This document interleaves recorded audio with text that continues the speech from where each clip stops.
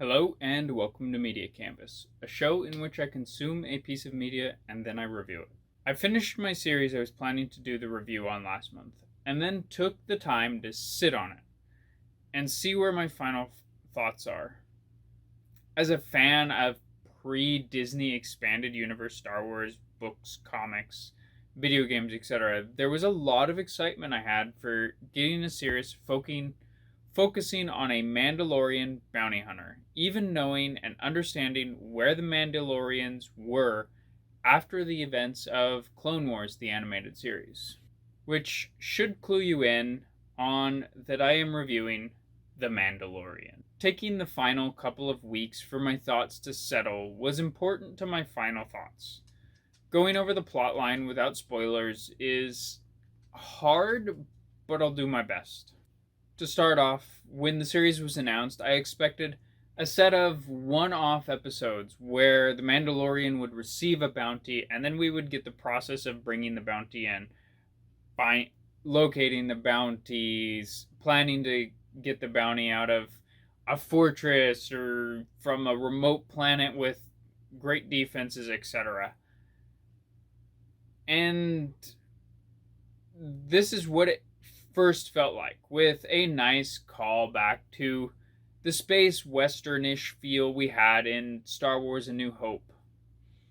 Then it quickly dove right into a protect the infant storyline for reasons.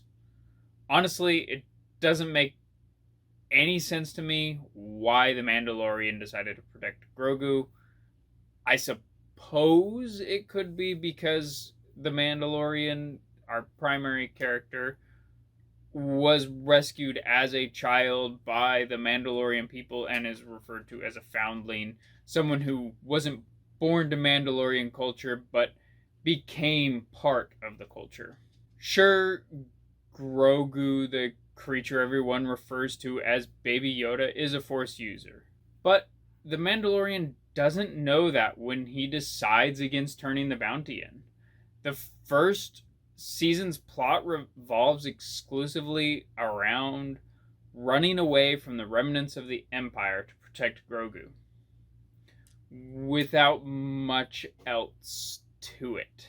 Upon the apparent success of the season 1 mission, season 2 shifts to a search for more Mandalorians to reconnect with his culture that he's been adopted into, before it dives into a search for a Jedi to bring Grogu to, which again feels arbitrary at best. I don't know why there's a take Grogu to the Jedi because he's a Force user. At this point in Star Wars canon, Jedi are legends. Most people don't view them as having a ancient religion, a out of touch, out of date thing with the Force. Perhaps the desire for an expanded universe story, like was told in the books that are no longer considered canon, is what drove many people's enjoyment of this series. That and a puppet most people considered to be cute. Though I really did enjoy moments in the second season that gave us live action cameos of characters from Clone Wars, the animated series, I never really felt compelled to watch the story other than the fact that it was Star Wars. As far as our acting goes, Pedro Pascal is a fantastic actor as the Mandalorian. Wearing a helmet that covers his face, he's able to make fantastic use of his body language and tone of voice in order to show emotion and all of that. This is something that I had never thought about an actor needing to do, but he does it very well.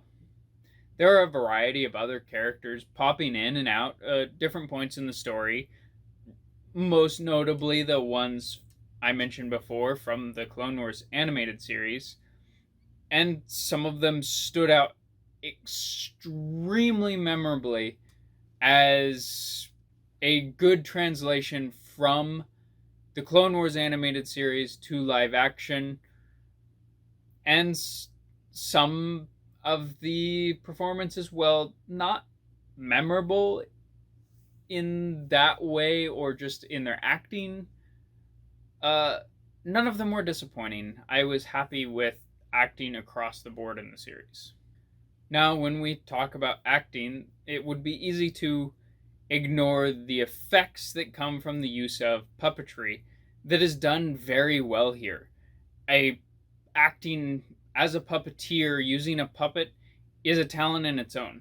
In our modern era, we rely so much on CGI for our special effects, which isn't wrong. It also makes us forget how masterfully puppeteers can act through the puppet. There are a few weird moments where, it's that is a puppet. But that's almost to be accepted. Even when you look at something like The Dark Crystal, a Jem Henson production that uses puppets across the board, it's so well done that you feel drawn into it, even when there are the moments of that's a puppet. The nice thing also about puppetry over a CGI, the actors who are there have someone or something to act across from that makes, to me at least, feel like a better performance overall compared to when they're just acting against a green ball that will be, here's where you need to put your eyes for the CGI monster we will put in post. None of that is to say that CGI is wrong, but there is something in the effects of puppetry that I hadn't realized I had missed. The Mandalorian definitely catered to fans of Star Wars as a whole, with the choices they made, especially when it came to bringing in characters from the Clone Wars animated series that we had seen before, and a certain bounty hunter from the original trilogy that I'll get into in a bit. Ultimately, I think the series played strongly into the desires of fans after the most recent movie trilogy disappointed many, if not most of them.